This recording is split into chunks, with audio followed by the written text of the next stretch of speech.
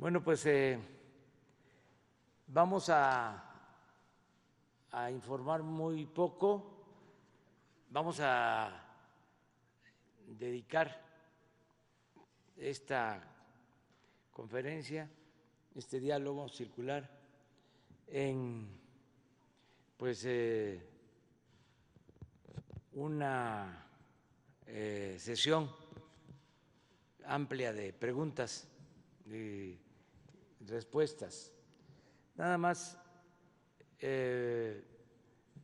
estamos muy satisfechos porque se logró un acuerdo para reestructurar la deuda de Argentina. Esto es una buena noticia porque estaban buscando una negociación con el Fondo Monetario Internacional, también con los financieros, los poseedores de bonos. Como ustedes saben, el gobierno anterior de Argentina contrató mucha deuda, dejó la situación financiera de Argentina en condiciones lamentables por el volumen de deuda, por los compromisos de pago en muy corto tiempo. El nuevo presidente, Alberto Fernández, inició un proceso de negociación para no declarar la suspensión de pagos. Si se hubiese llegado a eso, a lo mejor se iba a generar inestabilidad en los mercados financieros internacionales y se buscó en todo momento un acuerdo, se dialogó y parece que fue favorable para Argentina, porque se ampliaron los plazos, hubieron quitas al monto de deuda y lo celebramos, de que no se haya optado por la suspensión del pago de la deuda. Esto es estabilidad, esto da mucha tranquilidad en los mercados, en lo financiero. Ayer me hicieron llegar este video, es el presidente de Argentina, a ver si lo ponemos. Quiero darle las gracias al Papa Francisco, que estuvo siempre, todo este tiempo, a nuestro lado, ayudándonos silenciosamente. Quiero darle las gracias a Andrés Manuel López Obrador, que cuando lo necesité estuvo a mi lado ayudándome. Quiero darle las gracias al primer ministro Conte de Italia, al presidente de España, Pedro Sánchez, al presidente de Francia, Macron, a la canciller Merkel, porque todos ellos estuvieron a nuestro lado cuando lo necesitamos en la negociación de esta deuda. Bueno, pues ahora sí, abrimos. ¿Les parece? Hombre, mujer, mujer, hombre. Empezamos contigo.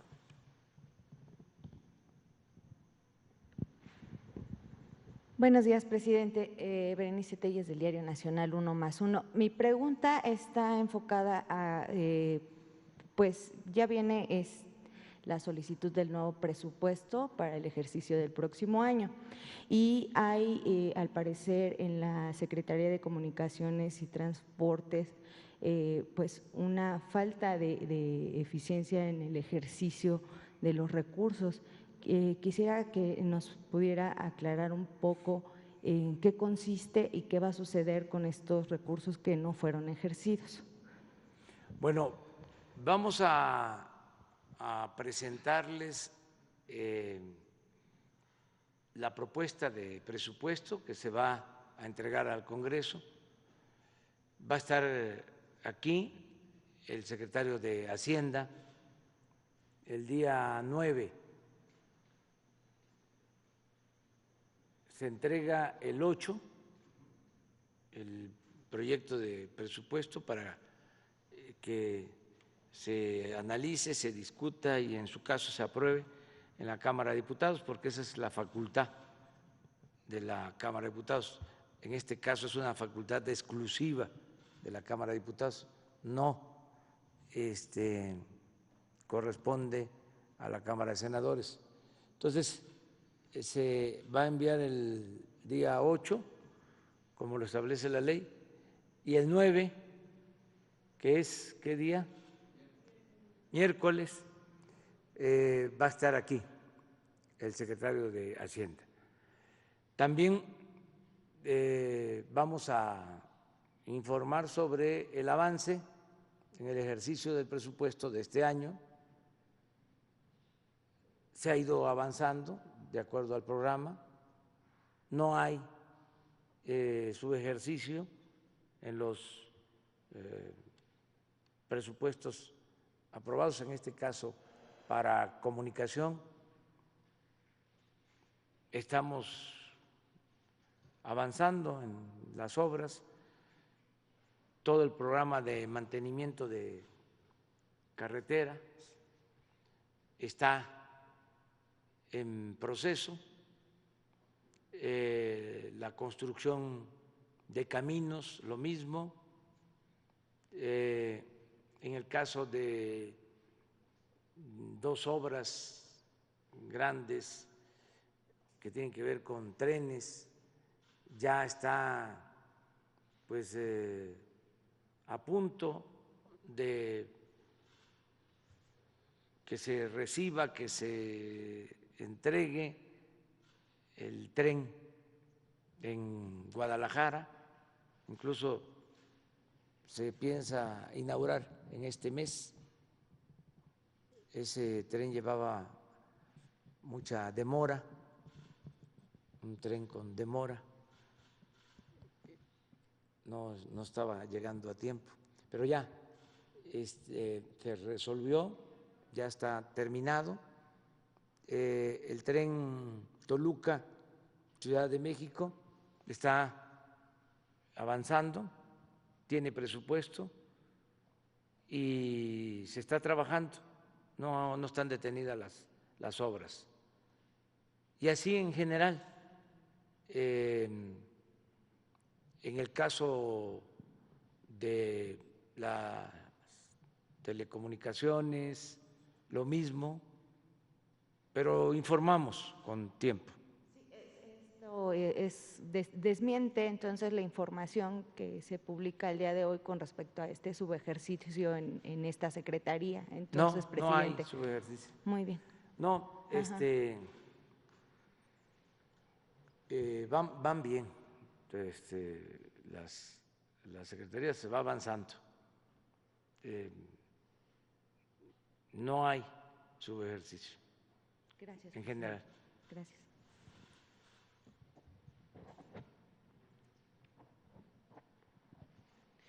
Gracias, buenos días, señor presidente. Primero que nada, Demián Duarte, de Pasión por los Negocios, Política Rock and Roll Radio, Lobos FM de Sonora.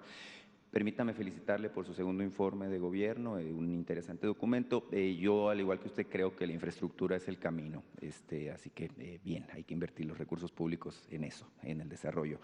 Señor presidente, ayer en su informe usted en el tema de seguridad enfatizaba un tema que es muy sensible, el asunto de los feminicidios, y usted manifestaba que es un tema que está a la baja. Y de hecho, en el informe reciente que presentó el secretario Durazo el 20 de agosto pasado, se detallaba ahí que hubo 74 feminicidios en el mes de julio.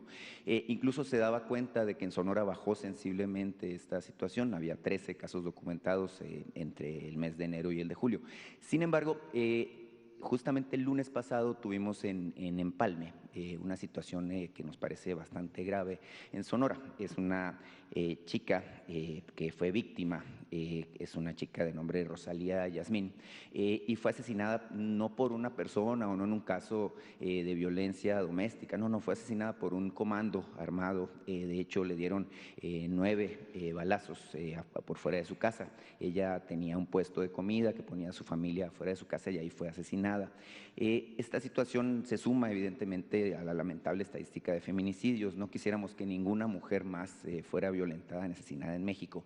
Sin embargo, también expresa una situación de inseguridad que vivimos en Sonora, muy en particular en la región de Guaymas y Empalme. Los ciudadanos de estos dos municipios me contactaron y me pidieron que le expresara su preocupación por la situación. Me dicen que son un par de ciudades sin ley, donde las autoridades no han podido hacer nada para frenar la ola de violencia, y en particular, me pidieron que le expresara esta situación, la preocupación por el caso de Yasmín, pero también pedirle que se intervenga de manera tajante para frenar la ola de violencia y de inseguridad que se vive ahí. ¿Qué les puede responder, por favor? Bueno, pues que tienen razón, son crímenes lamentables, no deben de suceder, crímenes mucho menos estos feminicidios. Estamos todos los días atendiendo el problema de la inseguridad, de la violencia. Lo que dije ayer, hemos avanzado en detener el crecimiento de la incidencia delictiva en casi todos los delitos, menos en 2, en extorsión y homicidios dolosos. Me gustaría a ver si pueden poner el último reporte de datos oficiales, lo que se informó ¿mande? Sí, el corte hasta el día 20. Van a ver ustedes que hay disminución en muchos. En el caso del feminicidio es muy poco, es la disminución, o sea, se ha mantenido, si tomamos como antecedente noviembre del 18, desde que estamos en el gobierno. Entonces, casi en todos, repito, los homicidios ha habido disminución, menos en homicidios y en extorsión. ¿Por qué nos ha costado reducir el número de homicidios? Porque tiene que ver mucho con la delincuencia organizada y constantemente hay confrontación, enfrentamientos entre grupos, y eso nos aumenta el número de homicidios. Hay un porcentaje de todos los homicidios del país, del orden del 75% de los homicidios tienen que ver con el crimen organizado. Y no es justificación. Sí, esto es homicidio. No es justificación de ningún tipo, pero quedaron bandas, nos heredaron grupos con estructuras, como el caso de Guanajuato, donde se dejó que un grupo dominara por mucho tiempo. Se produjo en los últimos tiempos mucha violencia, mucho enfrentamiento. Ahora que se detuvo al dirigente de la banda, al jefe de la banda. De todas maneras, sigue habiendo problemas. Ayer fue también el estado con más homicidios, Guanajuato. Ya no igual, ha habido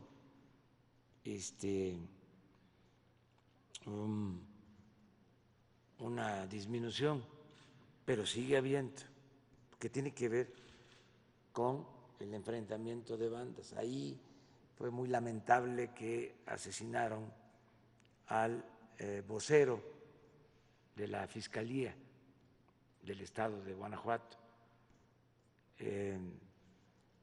Y ahí tenemos problemas, pero y lo de extorsión va acompañado, es parte de lo mismo. Yo espero que se vayan quedando aislados, solos, porque estamos avanzando, cada vez hay más presencia de elementos de seguridad. Ayer hablé de que ya son 97,000 elementos de la Guardia Nacional, 97,000, eso nunca se había visto. Ya hay más elementos en varios estados de la Guardia Nacional que policías estatales. O sea, esto desde luego está ayudando y va a seguir ayudando. Pero esto es, sí,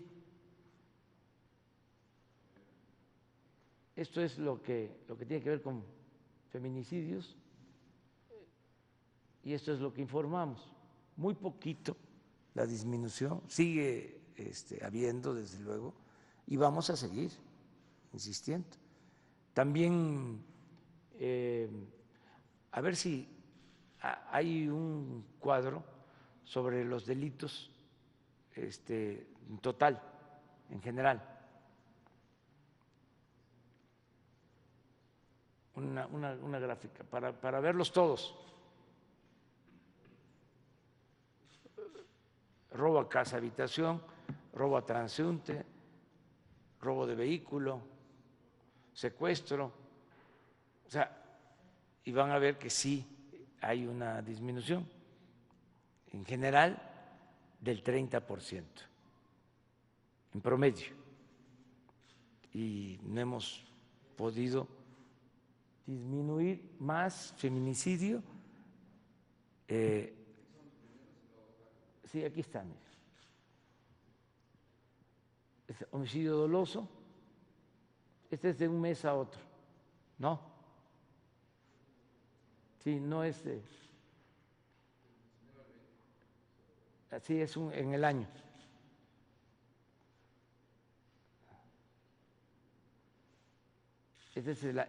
Yo comparé noviembre del 18 a el día de hoy, o sea, a la actualidad.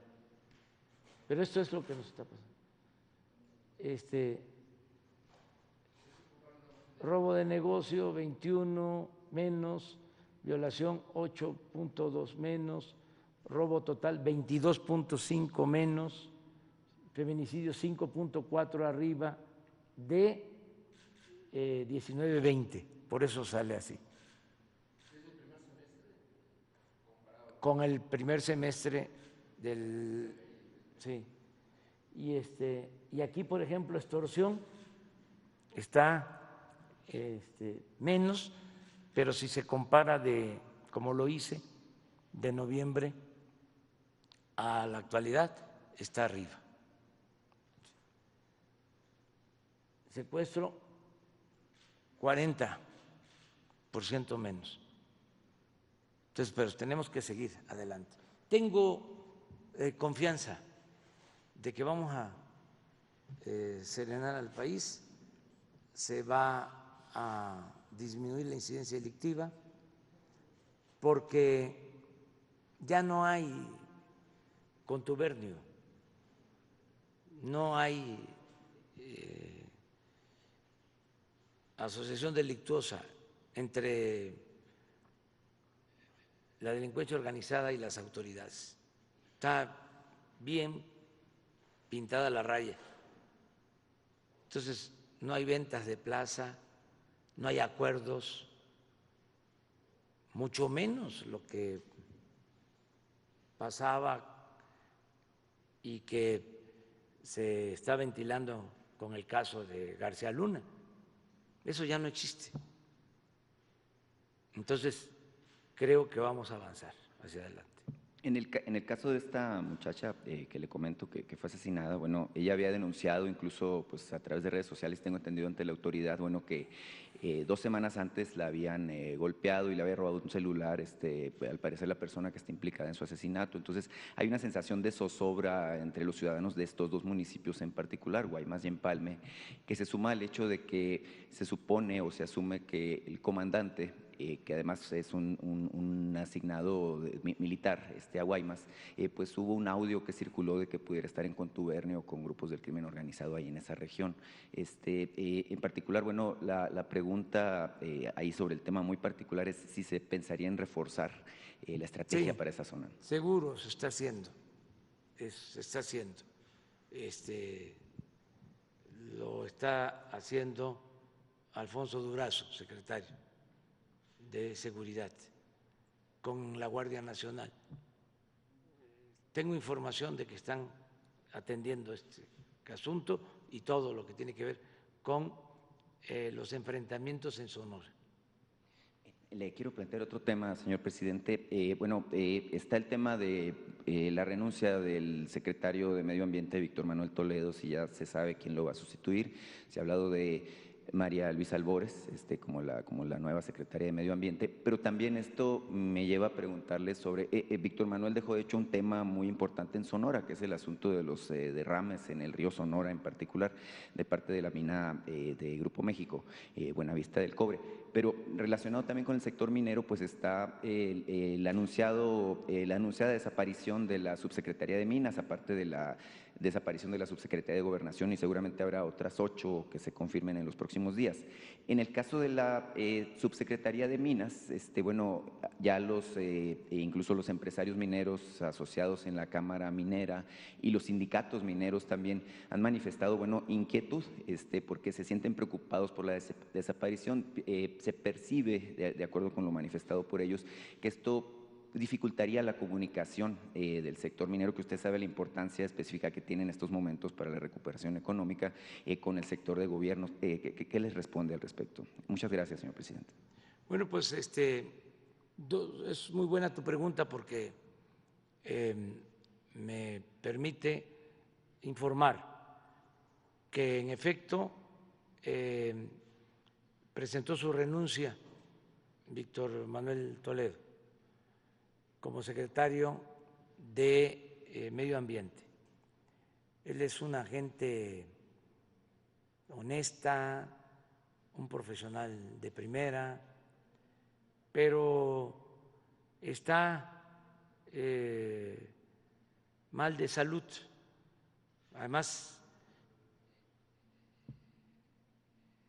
la actividad pública, el servicio público, produce estrés. Antes yo pensaba que el estrés era pues una exquisitez de la pequeña burguesía, pero no, sí existe.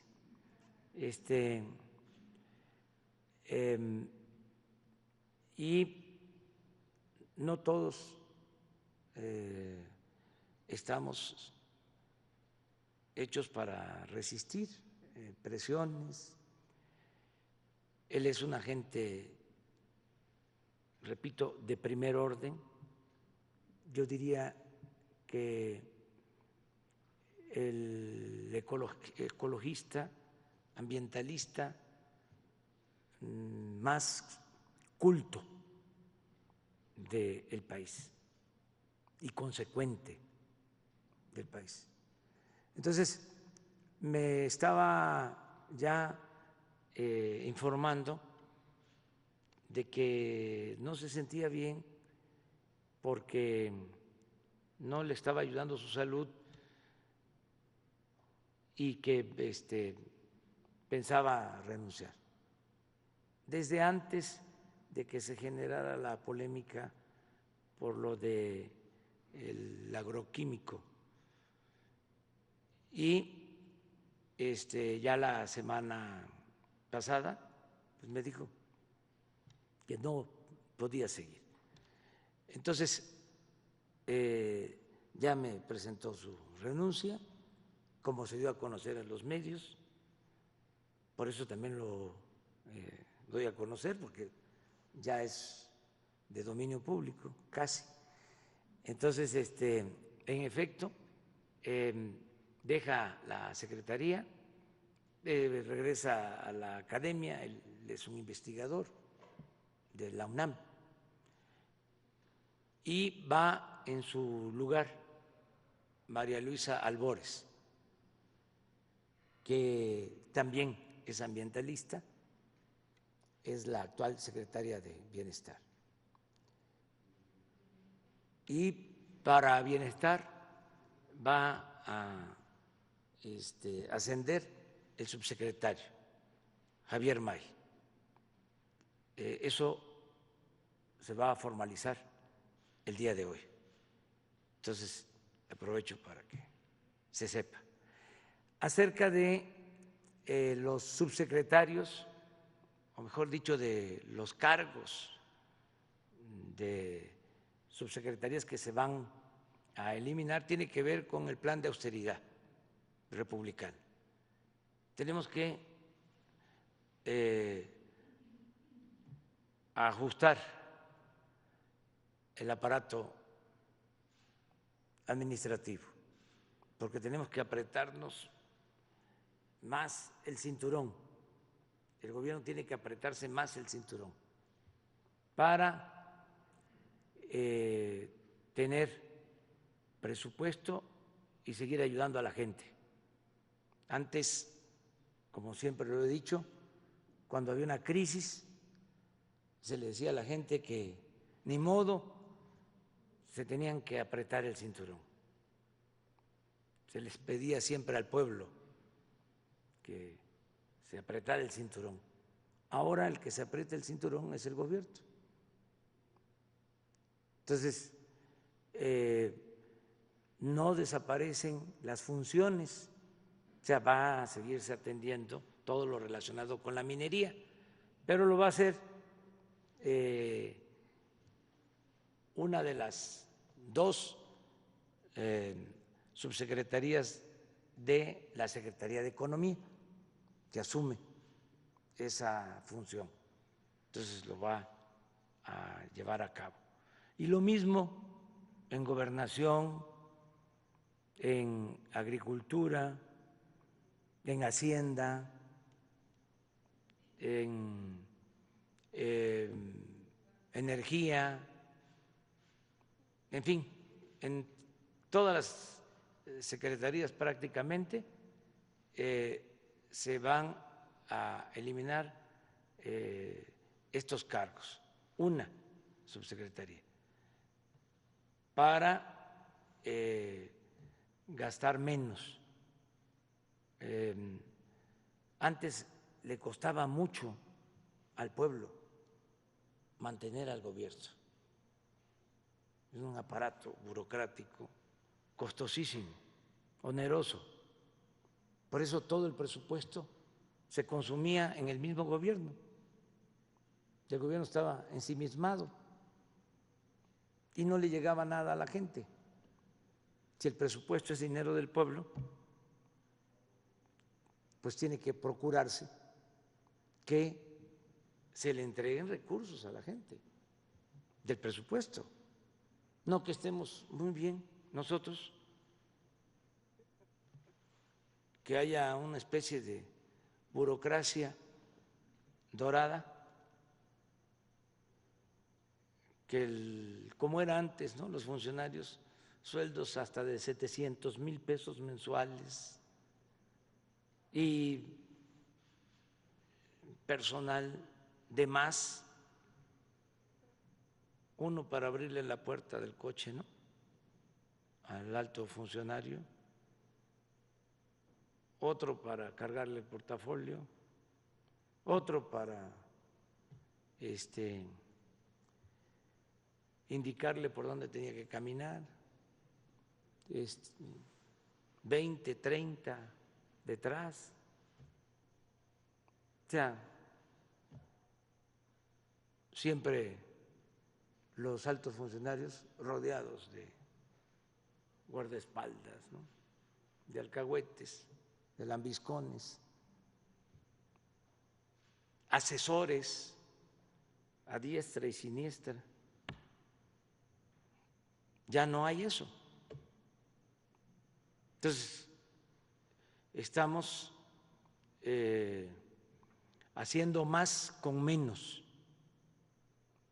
Esa es la austeridad republicana. Pues nos vamos a ahorrar bastante dinero. Ahora, en el informe se explica, nos hemos ahorrado por no permitir la corrupción y por la austeridad republicana, calculo en el tiempo que llevamos, más de 500,000 millones de pesos. Por eso no tenemos problema para financiar los programas de bienestar que van a la gente. No tenemos problema para financiar la educación pública, para financiar la salud. Imagínense, tuvimos que estamos enfrentando la pandemia y en vez de reducir el presupuesto, se amplió el presupuesto en 40,000 millones de pesos adicionales, el presupuesto de salud. Nada más, lo dije ayer, se contrataron 47,000 trabajadores de la salud por la pandemia.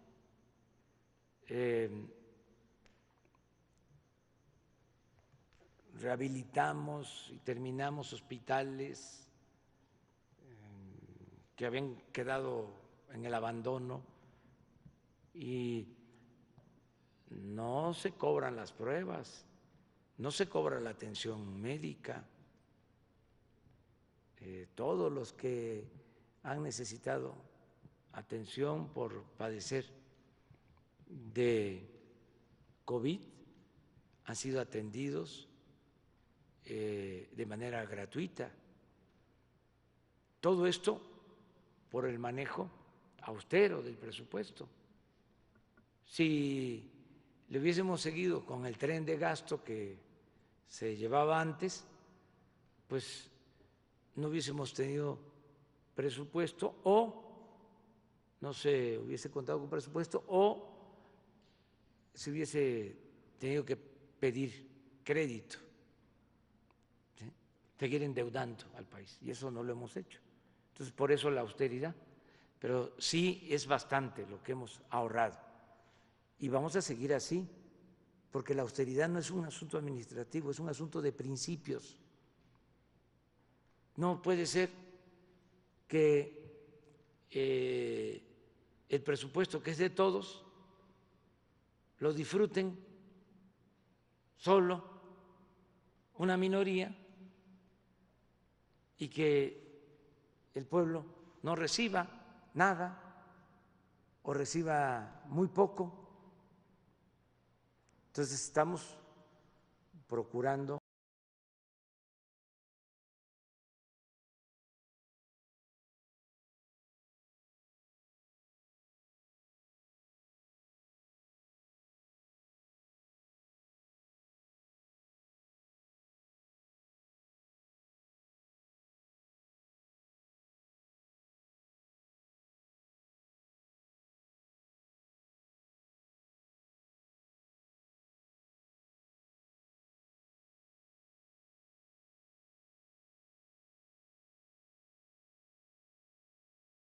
que aquí haya un rumor, presidente, porque dicen que el doctor Pedro Centeno Santaella será supuestamente el próximo director de la empresa que usted hizo de distribución de medicamentos. El doctor Pedro Centeno también tiene denuncias en la función pública por cubrir a estas administradoras. Ellas están en diferentes clínicas del ISSSTE, no se conocen entre sí. Sin embargo, han denunciado lo mismo, que son protegidas por el doctor Centeno. Quisiera preguntarle al respecto si es cierto este rumor que corre acerca de que va a hacer en lugar de David. Sí, él va a ser el encargado de la empresa distribuidora, el doctor Pedro Centeno. Y la pregunta es si están en investigación acerca de, pues, de todas estas denuncias que se han hecho. No sabía, pero nos tiene que informar la Secretaría de la Función Pública. Perfecto, sí, porque están Conozco preocupados. a Pedro Centeno desde hace muchos años, es un profesional, luchador social, y no creo que él esté involucrado en actos de corrupción, pero de todas maneras vamos a pedir información a la Secretaría de la Función Pública. Gracias, presidente. También le quería comentar que por otro lado vino el doctor Lehmann, muchas gracias, que como se lo solicitamos del hospital de Pemex, porque tenemos muchas denuncias de mucha gente, sobre todo de adultos mayores, presidente, que pues están casados, personas de 80 años con otra persona de 83 años, donde padecen mucho de que no hay insumos, no hay medicamentos, no hay nada. Entonces ellos nos están solicitando si puede haber un departamento de atención a derechohabientes, así como lo hay en el IMSS, en el ISSSTE, en INSABI, que generalmente nosotros canalizamos las denuncias y siempre les dan atención. En Pemex no existe, y el doctor Lehmann pues nos dijo que no hace falta en Pemex nada y que todo está perfecto. Entonces quisiera pues a ver si podría haber la oportunidad de que los atiendan, porque son muchas, cada vez hay más denuncias de estas personas. Sí, yo me encargo de eso. Y ya por último. Bueno, le comentamos al doctor de Pemex para que les pongan para que se apoye. Muchas gracias. Y por otro lado, los migrantes están diciendo que quieren firmar esa acta para lo que es de los expresidentes, para poder tener acceso. Ya ve que se están corriendo ahorita todo lo que son las actas para firmar, sin embargo, para el juicio de los expresidentes. Sin embargo, les piden su INE y ellos no han podido tramitarlo y no pueden acreditar que son mexicanos porque se los han impedido. Entonces, quieren saber qué pueden hacer para poder participar en esto. Gracias, presidente. Sí, yo creo que va a haber cada vez más información sobre la posibilidad de la consulta. Ya estoy viendo que hay iniciativas de ciudadanos para reunir las firmas, que es el primer paso. Y se va a dar respuesta a los que viven, trabajan en el extranjero, si ellos pueden también firmar. Yo creo que sí. Ellos son ciudadanos mexicanos, si tienen su credencial de elector, porque sí hay que identificarse y presentar la credencial de elector. Creo que es básico, un requisito básico. Y poco a poco se va a ir sabiendo más. Tenemos hasta el día 15 de septiembre. Primero hay que observar si se va a llegar al número de firmas. No es fácil, pero pues depende de la gente. Si no, está la posibilidad que lo hagan los legisladores, y si no, lo va a solicitar el presidente, como lo establece el procedimiento legal. Pues sí se va a hacer.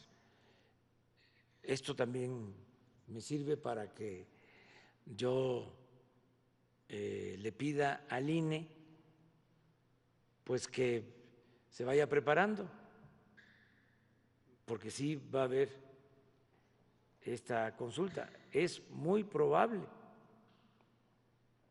no sabemos así a ciencia cierta, pero es muy probable. ¿Y por qué le digo esto al INE? Porque leí unas declaraciones donde hasta me pareció extraño, están ellos diciendo que es muy difícil de hacer una consulta. ¿Cómo? Si ellos son los que tienen que promover que haya democracia. Sí, pero pues que también se ajusten, ¿no?, el cinturón y que hagan más con menos, que ahorren, pero no puede ser que sea por dinero, pues no puede condicionarse a que se va a requerir más dinero. Si la gente quiere que haya una consulta, porque en la democracia el pueblo es el que manda, el pueblo es el que decide, pues hay que hacerle caso a la gente, hay que hacerle caso al pueblo. Y si no les gusta a ellos, porque no estén de acuerdo, por alguna razón, pues no son los indicados para opinar sobre eso. Si son los jueces, si es el árbitro. También pues aprovecho para decir de que vamos a presentar nuestra queja ante el Tribunal Electoral porque el INE nos quita un mensaje en televisión, porque hablo del Papa Francisco, cuando el Papa Francisco es, además de líder religioso, jefe de Estado. Pero el colmo es que me llaman la atención porque hablo de conservadores, no les gusta que yo llame a nuestros adversarios, con todo respeto, conservadores. Entonces, ¿cómo les voy a llamar? Porque no son liberales, ¿verdad? Tampoco progresistas.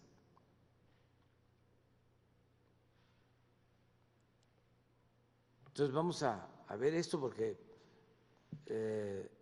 están queriendo pues censurarnos, y la libertad. No nos podemos quedar callados, y aquí está prohibido prohibir. Libertad plena, así como nos cuestionan que nosotros tengamos también posibilidad de replicar. Entonces, ¿qué quieren? ¿Que no hablemos? ¿Que ya no haya estas conferencias? ¿Que no se garantice el derecho a la información? Entonces vamos a hacer caso. Ya se tomó la decisión de bajar el mensaje para obedecer, pero bajo protesta y presentando a la instancia superior nuestra queja, que sería el tribunal.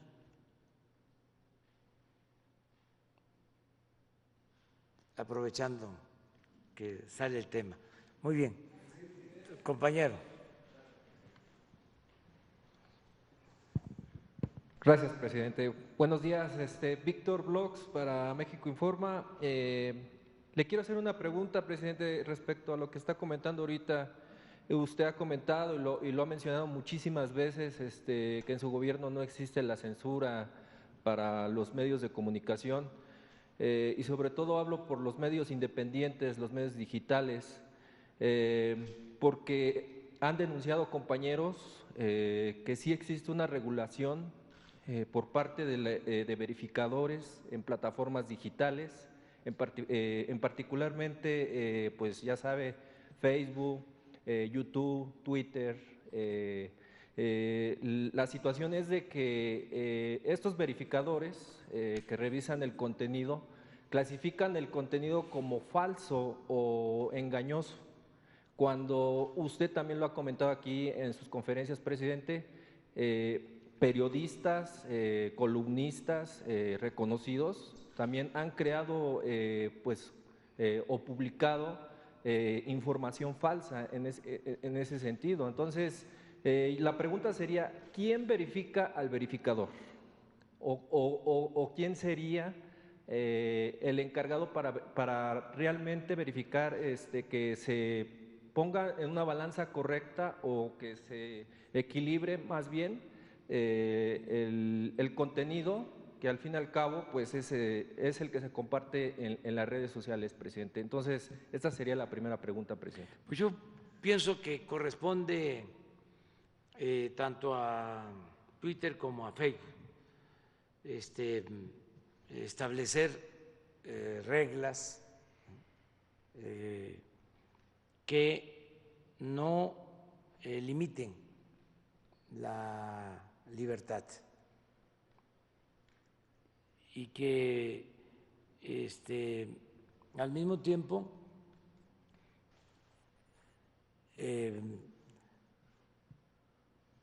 se transparente quiénes son los que promueven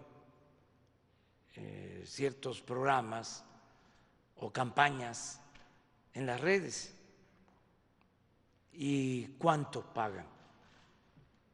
O sea, que se transparente el manejo del dinero, pero que no haya censura. Hay que seguir hablando de este tema porque no es Twitter, considero, mundial, o sea, no es la empresa global, sino que en cada país tienen sus gerentes y hay que ver quiénes son, qué hacen, a qué partidos están vinculados. Son libres para tener simpatías, pero al mismo tiempo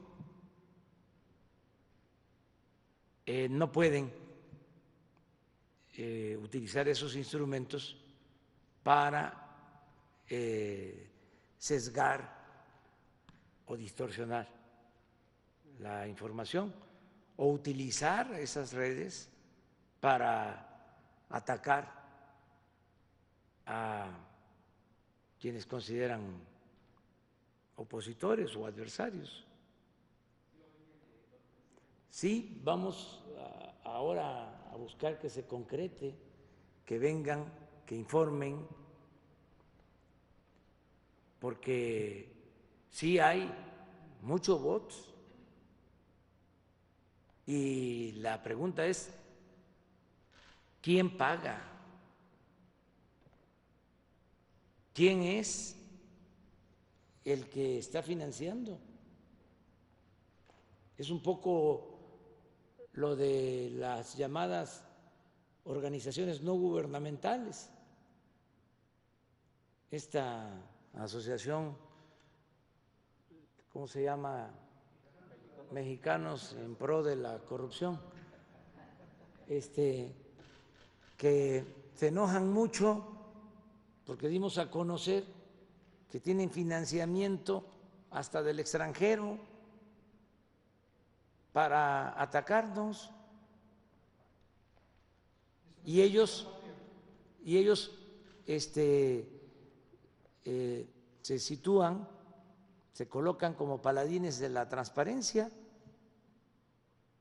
No siempre son los que están dando a conocer denuncias en contra nuestra y promueven amparos. Y bueno, si tienen financiamiento de empresas, de asociaciones extranjeras, fundaciones, pues vamos a saber quién es quién en la promoción. Transparencia. No es limitar la libertad, no, sino saber si es inserción pagada. ¿Se acuerdan cómo era antes en los periódicos? Se publicaba una página y se le ponía inserción pagada para que el lector supiera de que se pagaba. Hay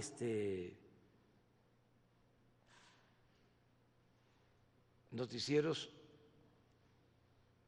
o programas en redes sociales que están financiados o que pagan para que se difundan en redes. Pues hay que ponerle cuánto pagan. Eso es todo. Pero no censurar a nadie. Presidente, la segunda situación es su opinión al respecto, ahorita también lo que usted estaba comentando sobre el INE. En 2 estados de la República comentaron, o más bien comenta el INE de que no va a poder transmitir ya la mañanera. Si usted me puede dar su punto de vista al respecto. No estoy de acuerdo porque esto no es propaganda, es información. Y también ya presentamos nuestra queja sobre este tema. Si estuviese yo llamando a votar por un partido o por un candidato, pero aquí se tocan temas generales, se informa. Entonces, hay que analizar este asunto, si es una intromisión al proceso electoral, si realmente se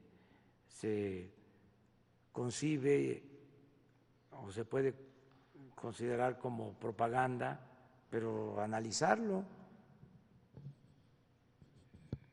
para que se resuelva bien. Y estamos acudiendo a las instancias, no es solo la definición del INE, sino tenemos que ir al tribunal para ver qué resuelve.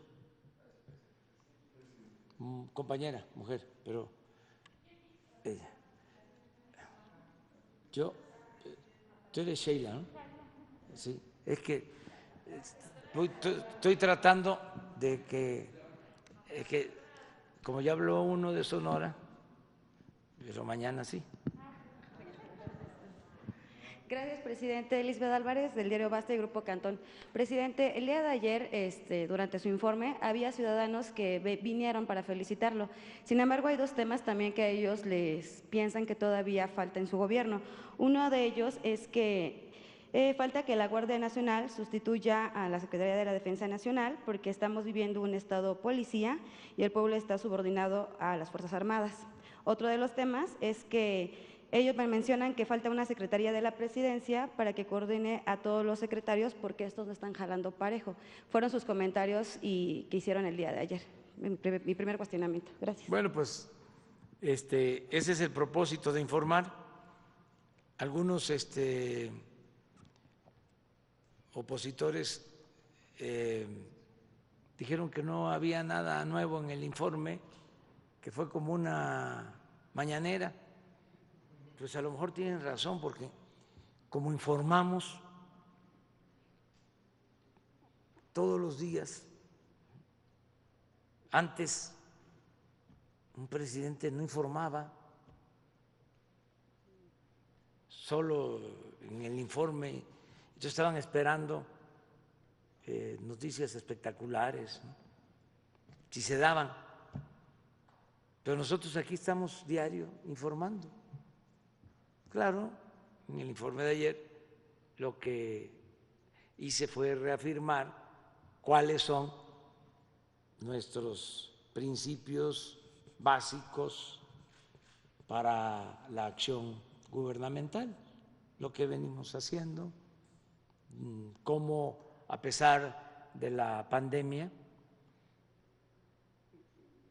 no hemos dejado de avanzar en el propósito de transformar al país. Se nos presenta esta situación difícil de la pandemia, pero seguimos combatiendo la corrupción, seguimos llevando a cabo nuestro programa de progreso con justicia, haciendo obras públicas, creando empleos y, sobre todo, garantizando el bienestar del pueblo. No nos desviamos, dije, de que de 100 compromisos ya hemos cumplido 95 y espero poder cumplir los 100 al 1 de diciembre. A lo mejor va a haber uno ahí más difícil de los 5 que faltan, que es el que puedan trasladarse todas las dependencias federales, la descentralización a los estados, que a lo mejor no vamos a poder cumplir eso en diciembre, pero vamos a tener ya avances, ya algunas secretarías ya en los estados. Eso se detuvo por la pandemia y necesitábamos actuar aquí. Si se dan cuenta, pues estuvimos mucho tiempo aquí. Yo incluso dejé de ir a los estados, a las giras de fin de semana, y nos congregamos en la capital, pero ya eso ya va a pasar, porque ya afortunadamente va bajando la pandemia, sus efectos más graves. Entonces, ya se ha ido informando, la Guardia Nacional está avanzando, nos está ayudando mucho la Secretaría de la Defensa, la Secretaría de Marina. Ayer les hice un reconocimiento a los 2 secretarios, el de Defensa y el de Marina, porque son 2 instituciones que han sido fundamentales. Nada más les comento de 4 cosas así. Tuvimos el problema del desabasto por el combate al huachicol y de inmediato, ¿no?, para no tener problemas, se adquirieron más de 600 pipas para que no nos faltaran las gasolinas. ¿Y quién nos ayudó? La Secretaría de la Defensa. Manejan, operan las 600 pipas, ya no hay ningún problema de desabasto. Y además cumplimos el propósito de casi acabar con el huachicol, con el robo de combustible. ¿Quién nos ayuda? La Secretaría de la Defensa. 2, se toma la decisión de cancelar el proyecto de construir el aeropuerto en Texcoco y hacerlo en Santa Lucía, construir el nuevo aeropuerto Felipe Ángeles. ¿Quién nos ayuda? La Secretaría de la Defensa, los ingenieros militares.